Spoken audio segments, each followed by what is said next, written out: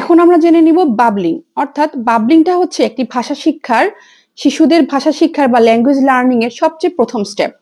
বাবলিংটা হচ্ছে কিছু এলোমেলোভাবে কিছু ধ্বনি যা শিশুরা তাদের পিতামাতা বা পারিপার্শ্বিক অবস্থা থেকে অনুকরণ করে কিছু এলোমেলো ধ্বনি থেকে তারা কিছু আওয়াজ তৈরি করে, যেমন মাম্মা, বাব্বা, এরকম করে তারা অনেকক্ষণ আওয়াজ তৈরি করে।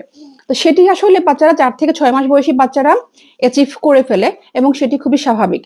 এখন যদি আমরা বাবলিং এর লিমিট এজ এবং মিডিয়ান এজ কাউন্ট করি, তাহলে মিডিয়ান এজ মানে হচ্ছে 100 জনের মধ্যে 50 জন বাচ্চাই হচ্ছে এই নির্দিষ্ট সময়ের মধ্যে তারা এই জিনিসটা অ্যাচিভ করে ফেলে, অর্থাৎ 4 থেকে 6 মাস বয়সে বাচ্চারা বাবলিং শিখে ফেলে। এখন আমরা জেনে নিব বাবলিং এর ক্ষেত্রে লিমিট এজটা কত।